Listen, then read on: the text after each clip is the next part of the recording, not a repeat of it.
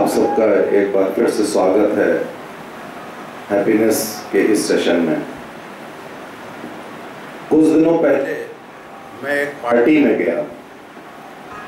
उस पार्टी में जो मुझे अनुभव हुआ, उस अनुभव को मैं हैप्पीनेस से लिंक करके आपके सामने पेश करता हूँ। इस पार्टी में मुझे 8-10 प्रकार के लोग मिले। उनसे मेरी क्या बात हुई वो मैं आपके सामने बताता हूँ। मुझे एक बहुत बड़ा व्यवसायी मिला उस पार्टी में, जिसके पास करोड़ों अरबों रुपए थे। थोड़ी देर वार्ता के बाद वो व्यवसायी बोला कि मैं बहुत दुखी हूं डॉक्टर साहब। मैंने कहा आप क्यों दुखी हैं? वो बोले कि मेरे पास बहुत पैसा है, सारे सुख साधन संपन्न सब कुछ, संपन्नता सब कुछ है, लेकिन मैं पढ़ा लिखा नहीं। तो मुझे बड़ी हर वक्त बड़ी एक हीन भावना रहती है मेरे दिमाग में कि मैं पढ़ा लिखा नहीं हूँ, लोगों के सामने उठ बैठ नहीं सकता, लोगों से बात नहीं कर सकता, अंग्रेजी नहीं बोल सकता, और मेरा दिमाग पढ़े लिखे लोगों की तरह नहीं। तो मैंने कहा कि भाई पढ़े लिखे तो आप नहीं हैं, लेकिन सारी चीज़ें हैं। तो कायदा ये कहता है कि आपको सुखी होना चाहिए, क्योंकि एक गरीब आदमी ये कह देता है कि मेरे पास पैसा नहीं है इसलिए मैं दुखी हूँ। खैर, उस पार्टी में कई लोगों से इंटरेक्शन हो रहा था। फिर मुझे थोड़ी देर बाद एक बड़ा ज्ञानी व्यक्ति मिला, पढ़ा लिखा, बहुत ज़्यादा पढ़ा लिखा, प्रोफेशनली क्वालिफाइड और पैसों से भी ठीक ठाक। तो उससे जब बातचीत हुई तो उसने कहा मैं बड़ा दुखी हूँ। पहले ने भी कहा था, अब इसने भी कहा मैं बड़ा दुखी रहता हूँ। मैंने कहा क्यों दुखी क्यों रहते हैं? आप इतने पढ़े लिखे हैं, प्रोफेशनली क्वालिफाइड हैं, दिक्कत क्या है? पैसे भी ठीक ठाक हैं। कहने लगे पढ़ा लिखा तो हूँ, लेकिन उतना पैसा नहीं है। देखिए इस आदमी को देखिए, उस व्यवसायी की ओर इशारा करके उन्होंने बोला कि देखिए करोड़ों रुपए वारे न्यारे करना, पढ़ा लिखा भी नहीं है, तब भी इतने पैसे हैं और ऐश कर रहा है। यहाँ पे पूरी जिंदगी पढ़ते पढ़ते बीत गई, सब कुछ किया, लेकिन क्या हुआ? 2 वक्त की रोटी, थोड़ा बहुत और एडिशन में। खैर, ये भी व्यक्ति निकल गया। चूंकि मैं एक स्टडी कर रहा था, उसके बाद मुझे एक तीसरा व्यक्ति मिला। तीसरा व्यक्ति बहुत हाई पोस्ट पे था, हिंदुस्तान में बहुत हाई पोस्ट पे, नियर रिटायरमेंट था। बातचीत के जरिए थोड़ी देर में वो बोला मैं बड़ा दुखी रहता। मैंने कहा भाई आप क्यों दुखी रहते हैं? आप तो इतने ऊंचे पद पर हैं। तो वो बोले कि मेरे पास पद तो है, हर 6 महीने पे ट्रांसफर, हर 6 महीने पे ट्रांसफर, और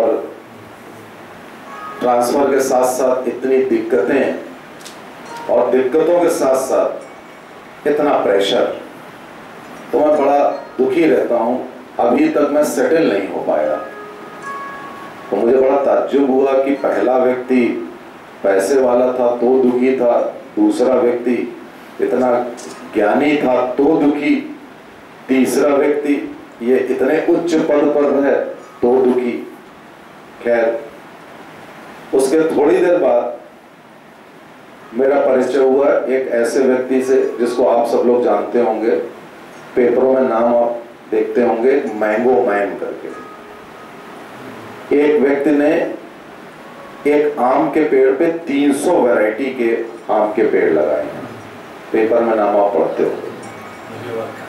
तो वो व्यक्ति बड़ा प्रभावी व्यक्तित्व का था, और उसने मुझे ये बताया कि वो 300 वैरायटी एक पेड़ में तो लगाए हैं, इसके अलावा वो तरह तरह के एक्सपेरिमेंट करता रहता है। इतने बढ़िया वैरायटी के वो आम निकाल रहा है।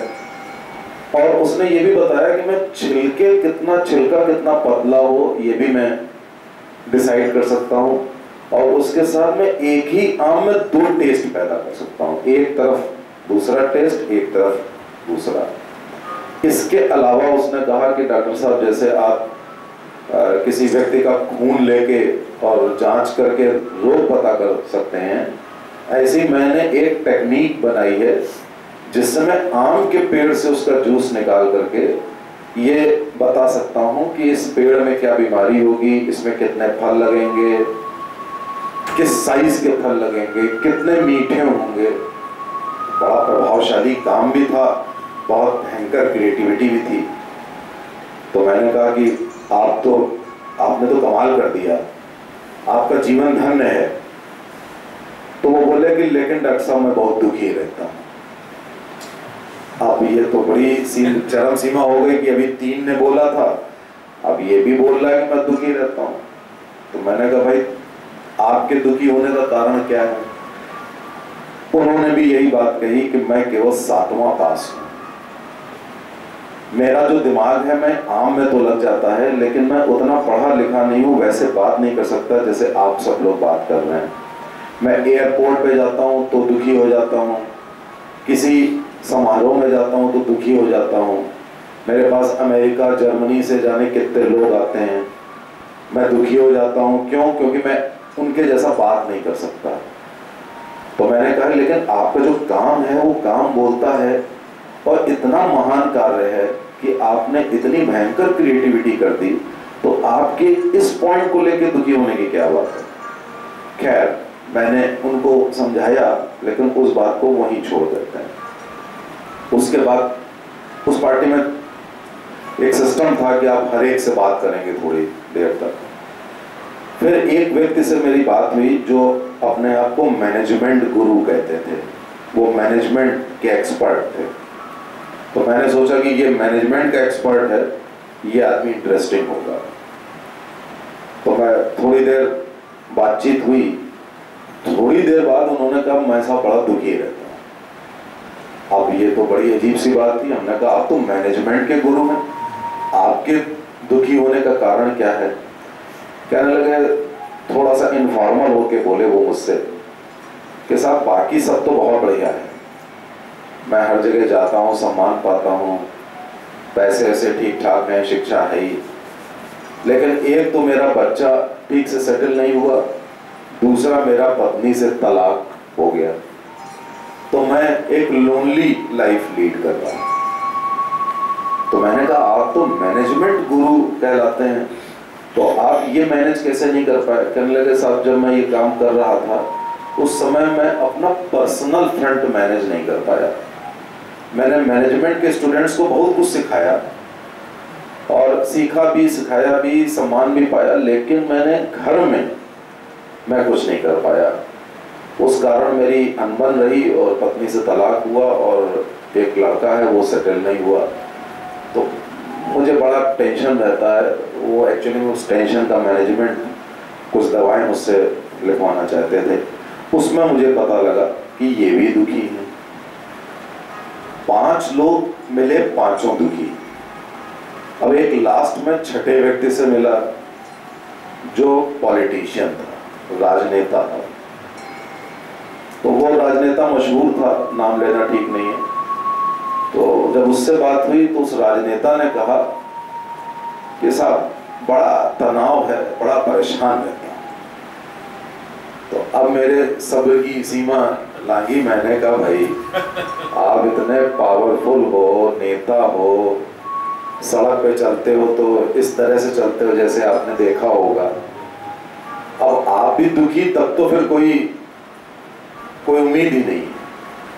तो कहने लगे कि साहब इतने विरोधी हैं, समय समय पर बदनामी करते रहते हैं, इतना दबाव रहता है कि अगर जरा सा भी गलत मुंह से कुछ निकल जाए तो मीडिया परेशान करता है, ना पहुंचो तो घर में परेशानी, सब चीज अव्यवस्थित रहती है। लोग समझते हैं कि मैं सड़क पे चल रहा हूँ, मैं बड़े नक्शे हैं, लेकिन बड़ा हर तरफ तनाव और दुख ही दुख है।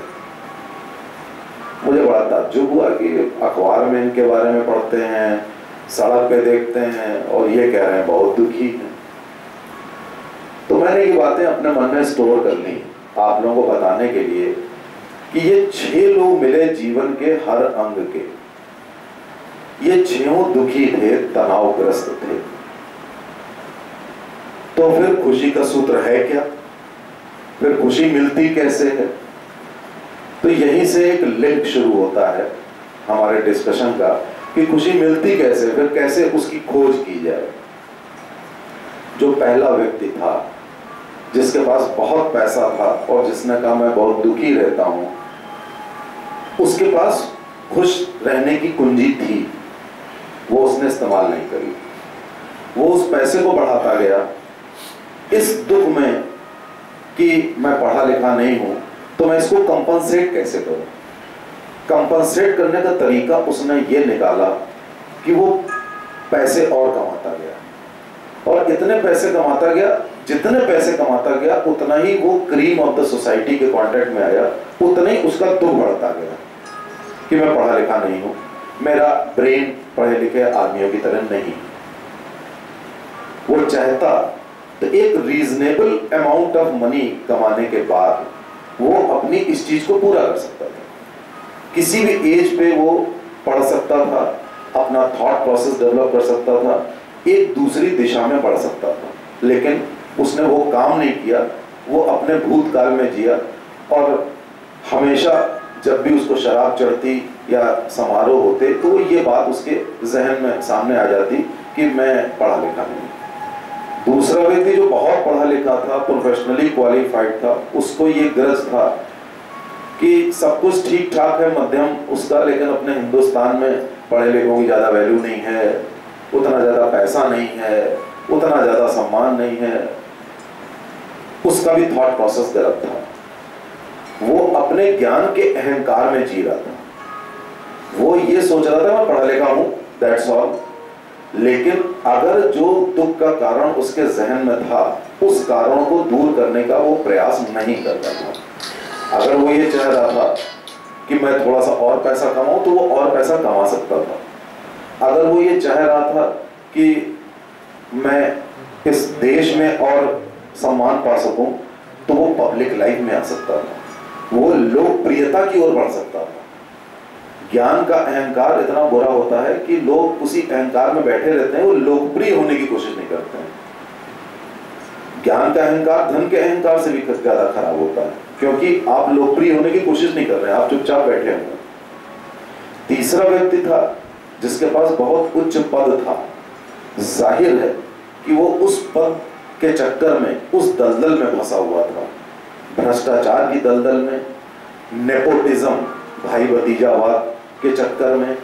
तो वो उस सिस्टम में फंसा हुआ था। अगर वो चाहता तो पर्सन ऑफ इंटीग्रिटी बन सकता था।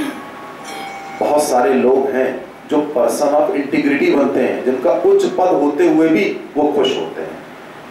वो मेट्रो बनाने वाले, क्या नाम है उनका, श्रीधर, एक ये बड़े उच्च पद के व्यक्ति हैं, लेकिन आपने कभी सुना नहीं होगा कि वो उच्च पद पर रहते हुए भी वो भ्रष्टाचार की दलदल में हो, या वो किसी भाई भतीजेवाद की दलदल में हो। he enjoys his work, वो अपना वर्क एंजॉय कर रहे हैं। उनको इससे कोई फर्क नहीं पड़ता कि सरकार क्या कहेगी, करप्शन क्या है, मुझे पैसे कितने कमाने। वो उच्च पद पर आते हुए भी वो खुश हैं। तो ये जो व्यक्ति था जो मुझसे कह रहा था कि मेरा पद इतना उच्च है और मैं तब भी खुश नहीं हूं, वो भी खुश हो सकता था, उसके पास भी कुंजी थी। उसके बाद ये जो आम वाले थे, मैंगो मैन, ये भी देखिए, इनकी साइको एनालिसिस अगर आप करें तो ये बहुत क्रिएटिव थे, लेकिन इनके जहन में जो ये फैक्टर था कि ये पढ़े लिखे नहीं हैं, उस फैक्टर के कारण ये और क्रिएटिव हो रहे थे। That was very nice on his part कि वो क्रिएटिव हो रहे थे उसको कंपनसेट करने के लिए, अपनी कमी को पूरा करने के लिए। लेकिन एक कमी उन्होंने भी छोड़ रखी थी कि जो कमी है, तो कितने क्रिएटिव आदमी हो, वो थोड़े धार्मिक भी बहुत थे। मैंने देखा वो धार्मिक बहुत। तो जब वो अपनी धार्मिकता का अनुसरण कर सकते हैं, इतनी बड़ी क्रिएटिविटी कर सकते हैं, तो वो अपनी एक ये छोटी सी कमी क्यों नहीं पूरी कर सकते? वो भी कर सकते हैं। अब ये लास्ट में कौन आया? हाँ, जिसकी फैमिली लाइफ डिस्टर्ब थी। फैमिली लाइफ डिस्टर्ब थी और थे मैनेजमेंट गुरु। अब ये कितना बड़ा विरोधाभास है। ये विरोधाभास आपको लीडिंग पर्सनालिटीज में मिलेगा। इस दुनिया की जितनी लीडिंग पर्सनालिटीज हैं उनके अंदर ये कॉन्ट्राडिक्शन आपको मिलेगा कि उन्होंने सब कुछ मैनेज किया घर के बाहर, लेकिन घर को मैनेज नहीं किया। तो ये बड़ी अजीब सी बात थी कि आप मैनेजमेंट गुरु कहलाते हैं और आपका अपनी ही पत्नी से तलाक हो गया, आप अपने ही बच्चे को मैनेज नहीं कर पाए। तो आप मैनेज कर सकते थे, डैमेज हो गया था उसके बाद भी मैनेज कर सकते थे। यानी कि आपकी डुअल पर्सनालिटी, स्प्लिट पर्सनालिटी है कि आप बाहर कुछ और हैं, घर में कुछ और हैं, और इसी कारण आपके साथ ये गड़बड़ी हुई। तो यहाँ पे उनका सलूशन था। और एक लास्ट में पॉलिटिशियन बचे, उनके बारे में कमेंट करने से कोई फायदा नहीं। अगर आप पॉलिटिशियन भी हैं तो भी आप मल्टीटास्किंग कर सकते हैं, क्योंकि पॉलिटिशियन अपने आप में मल्टीटास्कर होता है, वो मल्टीटास्किंग करता है। तो ये 6 लोग दुखी थे और इनकी खुशी इन्हीं के एक्ट में एक छोटे से मॉडिफिकेशन में छुपी हुई थी। अब इसके बाद आप ये पूछेंगे कि साहब जब ये 6 दुखी थे और इस तरह से दुख आता है तो खुश रहने का फार्मूला है क्या? मैं आपको बताता हूं कि जो खुशी होती है वो हाईएस्ट लेवल ऑफ सक्सेस होती है। अगर आपका शुरू से ही एम रहेगा अपने आप को खुश करना और अपने चारों तरफ खुशी फैलाना, ऐसा नहीं हो सकता कि आप स्वयं तो खुशी हासिल कर लें और अपने चारों तरफ अगर आप खुशी ना फैलाएं तो आप खुश रह सकें। This is just not possible.